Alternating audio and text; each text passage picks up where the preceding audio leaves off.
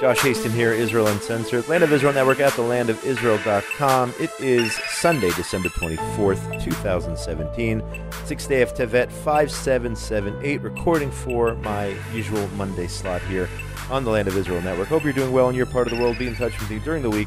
Josh at thelandofisrael.com. On Facebook, it's Joshua Hasten. On Twitter, at Josh Hasten.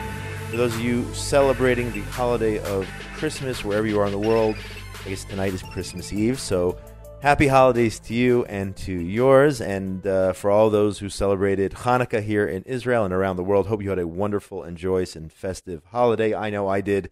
I had something literally every single night of Hanukkah. I was out, we were partying, having a great time, enjoying the wonderful, happy occasion, the victory which we had more than 2,000 years ago in Jerusalem, which is so relevant here today. On that note, I'm here with an old friend of mine from the old station where I used to broadcast. I usually don't even mention the name of it, and I won't do so here today, because now we're all about the Land of Israel Network here at thelandofisrael.com. I called him my rabbi, referred to him as my rabbi many a time. He is now the editor of the English edition of Mida. Check them out online, Mida, M-I-D-A. It's an Israeli conservative intellectual online magazine, and none other than Danny Seaman is here, former director of the government press office as well, and also he was the producer of all programming at the old station. It's so great to see you here in Jerusalem. How's everything going, Danny Seaman? Thank you very much, Josh. Good to be with you again. Everything is fine. Thank you. Baruch Hashem. Give us that website of Mida where people can read your online daily stories, both in Hebrew and in English, from a conservative perspective about what's going on here in Israel, in the Middle East, and throughout the Jewish world.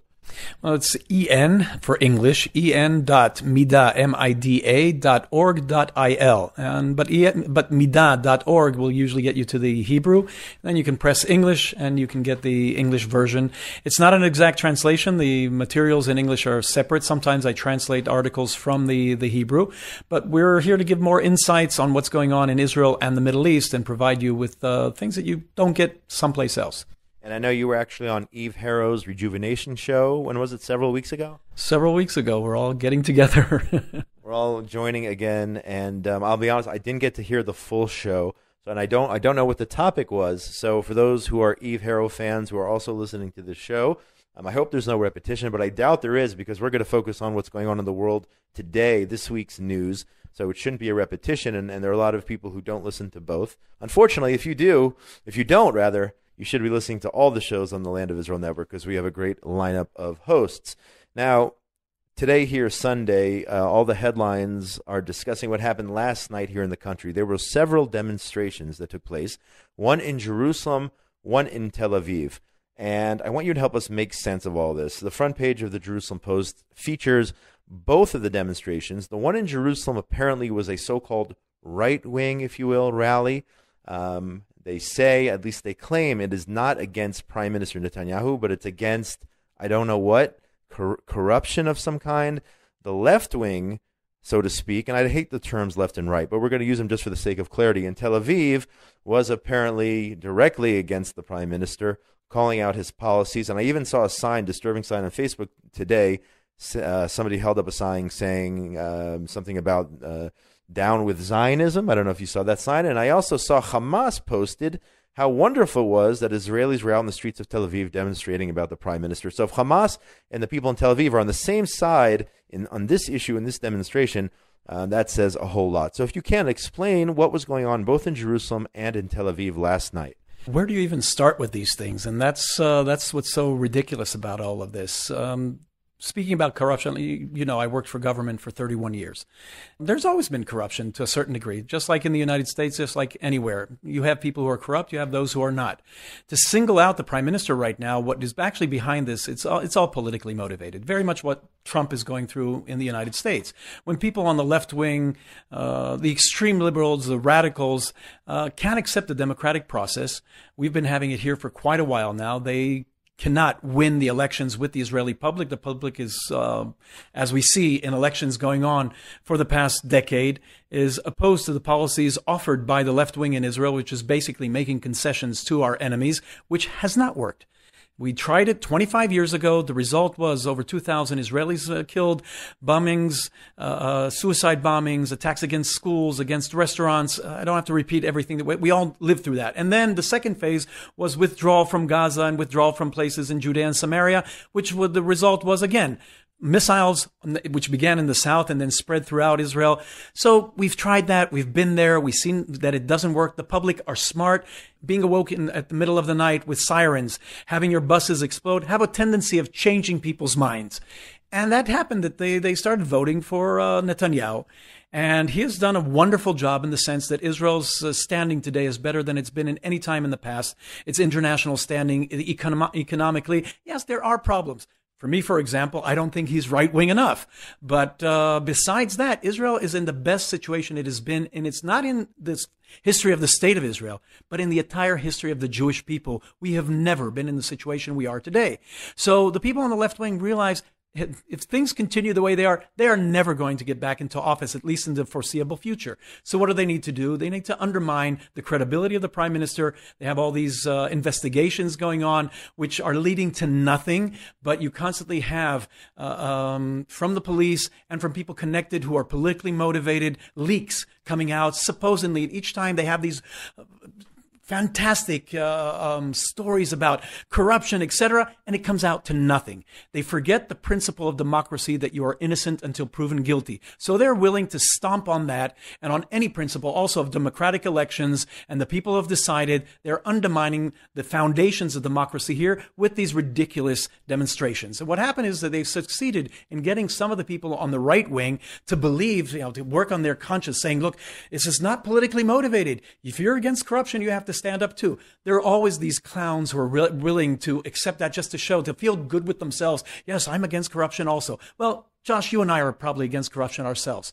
But I don't go and demonstrate with something which is clearly politically motivated to undermine the decision that you and I can speak in your name, I believe, that we voted for a particular party for the defense of the state of Israel, the integrity of the land of Israel. That's what we wanted. We don't want it to be replaced by these ridiculous and made-up accusations against the government. So actually, over the weekend in the Jerusalem Post, in her Friday column, Carolyn Glick actually called out pretty strongly those who, on the so-called right, who went out and demonstrated last night, saying, you're supposedly the right wing. Why don't you rule like the right wing? The left wing, when they're in power, they rule like the left. But the right wing, when they're in power, they also rule like the left. So she was very much, a good friend of mine, Carolyn Glick, was very much against what was going on here Saturday night in Jerusalem, as opposed to the rally in Tel Aviv. But she said it was a terrible mistake to try to cause harm to the prime minister. But here's a quote I want to read. Also, it's mentioned here in the J Post. This is former Defense Minister Moshe Ya'alon, who said the following, and I want your comment on this, Danny. Quote, corruption causes the common citizen to lose faith in our leadership and in the country's institutions. Fair enough. Then he went on to say the following, quote, it is a bigger danger, corruption he's talking about, than the Iranian threat, Hezbollah, Hamas, or ISIS. Do you think that corruption and the level of corruption has gotten to a point where we have to worry more about corruption than ISIS, Hamas, Hezbollah, and the other terror organizations? It's absolutely ridiculous. And to think that this man was Minister of Defense, and if the corruption was so rampant and so dangerous, why didn't he speak up a year ago when he was Minister of Defense? Why was he silent then? Because it was convenient for him? And that's very unfortunate that we have these politicians, instead of being concerned with which was in the best interest of the state of Israel, are doing what's in their own personal best interest. A problem with him I have is that he was a commander in the paratroopers. He was the chief of staff. We trusted this guy with our future, with the defense of the country. And then when you see that all he's interested right now is getting back at Bibi for firing him because he was inept a year ago, then it leads to question, what is his real motive? And I think it's clear. It's all politics. It's unfortunate he makes such a horrible comparison. If this is what this guy, if this is his knowledge, his insights into things, makes you wonder how good of a minister of defense or a chief of staff he was. And I guess if you want to believe in divine intervention and divine watching over the state of Israel, when you see these clowns again coming out, and you know that they were in these key positions, and yet we're still surviving and thriving, you have to think at times that maybe there is something into that. You're listening to Israel Uncensored here, Land of Israel Network at thelandofisrael.com. My name is Josh Hasten. Thanks so much for joining us. We're here with Danny Seaman, the editor of the English edition of Mida. It's an Israeli conservative intellectual online magazine, and for those who have been listening to me for a long time now with the old station and the older station, we know how much Danny has been involved in what an important role he played. We're going to switch topics here now. According to the J-Post, Israel plans this week to formally announce its withdrawal from UNESCO. UNESCO, of course, the UN body who recently claimed that Jerusalem and the Jews don't have a tie to Jerusalem, that it's occupied Palestinian heritage site, along with the Temple Mount and Hebron, the city of our forefathers. So Israel, following the lead of the United States, the U.S. actually announced that it's going to withdraw, I think a few months ago, the Trump administration. We can thank them for that. Now Israel is joining as well, and they say that they're going to leave. Tell us, if you can, just the impact of the Israeli decision, which I believe should have happened a long time ago. What do you think the ramifications are of Israel leaving UNESCO once and for all? It's about time. When it's obviously this organization lost all credibility, and you're not there just to uphold the institution itself. It's supposed to mean something, and that's what people in the West have forgotten. That things that we believe in and agreements that we have, they have meaning by fulfilling their goals. When they go into this imaginary and Arabian Nights, because it's specifically that. It's the Arab countries, the Islamic countries that are affecting this with the same kind of imagination that they have with the Arabian Nights stories. And which means that the organization is worthless. So why waste your money? Why waste your diplomatic powers in these locations? I think this is a forbearance of what I think we're going to see with Trump regarding the United Nations. I think that the seeds have been planted there. 100 years after, almost 100 years, or around 98 years after World War I and the creation of the League of Nations, which at the time the United States did not join. And it failed very quickly because it didn't fulfill its purpose. It's about time to realize that also the United Nations has lost its true purpose. And there are other organizations that you can join if there are economic interests, etc. I think it's time for the United States to show leadership in that area too and create a new forum for countries, and they have to accept the principles of Western liberal, well, not liberal in that sense, but I'm talking about the liberalism of the West, democracy, etc. And only accept those countries that are going to fulfill those principles, and not those who start bullying others like is happening today in the United Nations. It's no more than a mafia, where you have the biggest thugs can affect others. And the United States, which subsidizes, I believe it's 60%, if I'm not mistaken, 60% of the United Nations is paid by the United States and the American taxpayer. And this organization turns around against the United States, against the Western world.